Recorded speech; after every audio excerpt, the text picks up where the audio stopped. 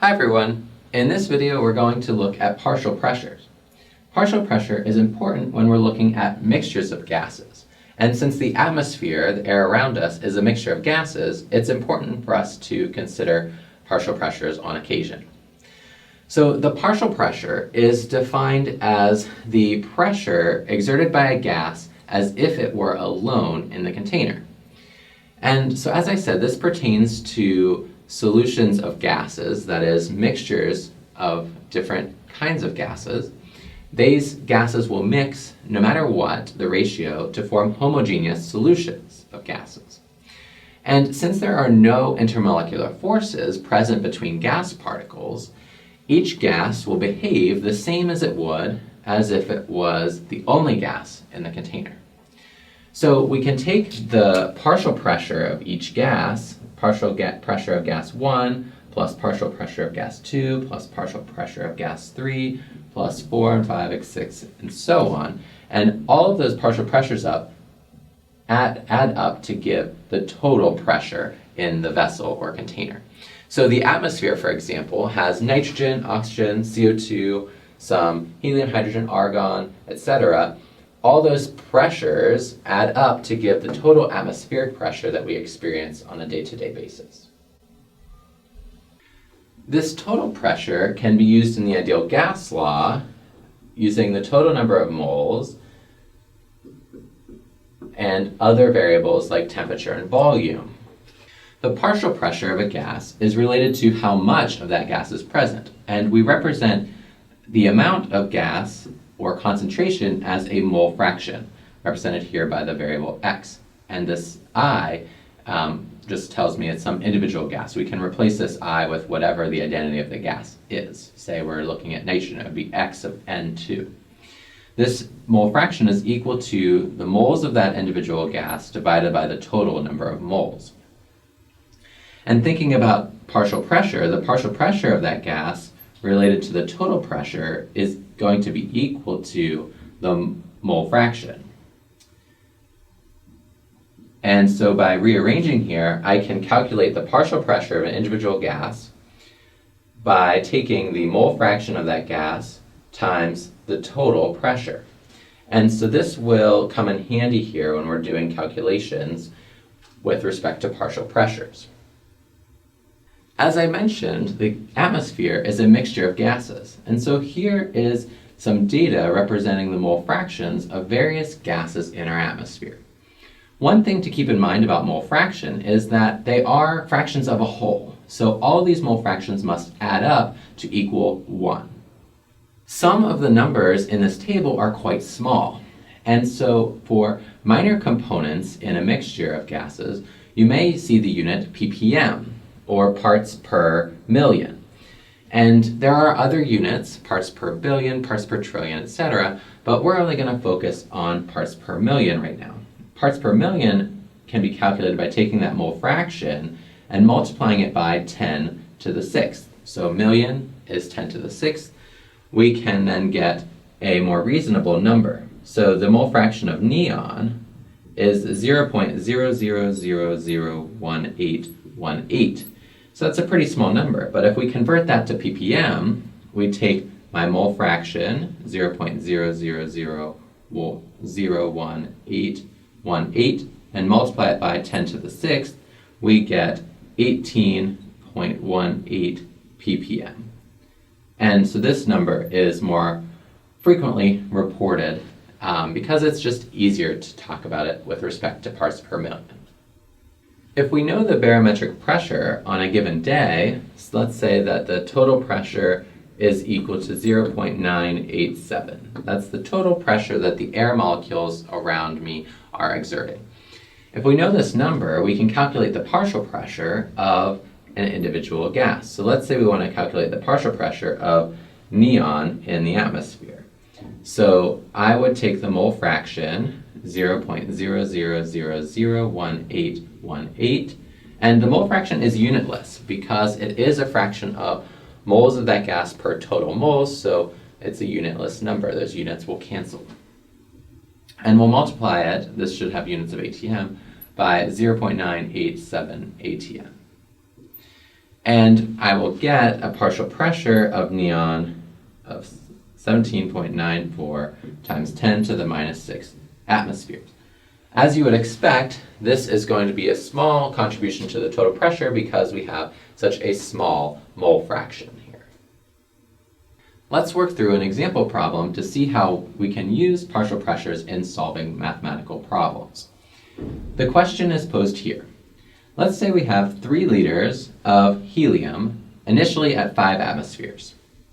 And we mix it with 4.5 liters of neon, initially at 2 atmospheres.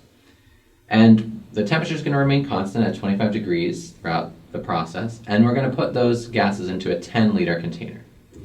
What's the total pressure in that new container? There are 2 ways to approach this problem, and I'm going to walk through both of those methods with you. They're both equally correct. It's just a matter of how you want to think about it. Before we begin, let's write out a list of what was given in the problem. So we know that we have helium initially at a pressure of 5 atm and a volume of 3 liters. And we have a temperature of 25 degrees Celsius. And then we have neon. Pressure is initially 2 atm and a volume of 4.5 liters, temperature 25 degrees Celsius. And then after my final conditions, I have an unknown pressure, my volume. I am taking 3 liters of gas and mixing it with 4.5 liters of gas and putting it into a 10-liter container. So what you have to keep in mind here is that gases fill the space that they are given, right? That's a property of gases. They occupy the entire space that they are allowed. So even though if we add this up, I have 7.5 liters of gas, but we're putting that into a 10-liter container. So my final volume is going to be 10 liters. And the final temperature is 25 degrees Celsius. And that's all that we know so far, okay? We want to know this total pressure in my container. So we know that the total pressure is equal to the partial pressure of each individual gas. And this is related to the ideal gas law, the total number of moles times RT over V. And N total is equal to the number of moles of each component in the mixture. So if I can calculate moles of helium and moles of neon, I can calculate the total pressure, and there I have my answer. So the number of moles of helium can be calculated by the ideal gas law, PV over RT. So my pressure in my initial container is 5 atm. My volume is 3 liters. My temperature is 25 degrees Celsius, which would be 298.15 Kelvin. And the ideal gas law constant R is 0.08206 liters times atm per mole Kelvin. And the temperature, 298.15 K. All right, so units cancel. I'm left with moles, which would come up to the numerator here. And the moles of helium are 0.6131 moles of helium. We would do the same calculation for neon. So the moles of neon equals PV over RT. So I have 2 atm pressure in a 4.5 liter flask, and I'm going to divide by 0.08206 liters atm per mole Kelvin, multiplying by 298.15 Kelvin. All right, you cancel all my units again. The moles of moles of neon are 0.368 moles of neon. So now we can take the sum total here, plug it into here, so 0.6131 moles of helium plus 0.368 moles of neon multiplied by R, 0.08206 liter ATM per mole Kelvin, times my temperature, 298.15 Kelvin, all divided by the volume of my final flask, 10 liters. So, cancel out all my units.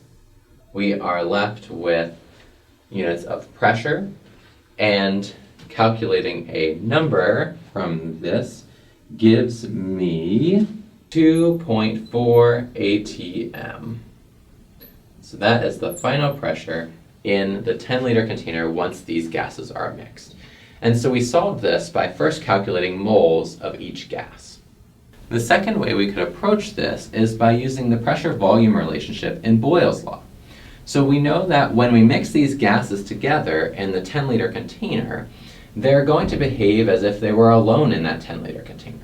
So we could use a P1V1 equals P2V2 equation to calculate the pressure, final pressure for helium and the final pressure for neon, and then because P total is equal to the pressure of helium plus the partial pressure of neon, we can calculate P total in that final vessel. So my first pressure here is 5 atm in a volume of 3 liters, and I'm going to divide by my final volume, 10 liters, so my pressure is 1.5 atm for helium.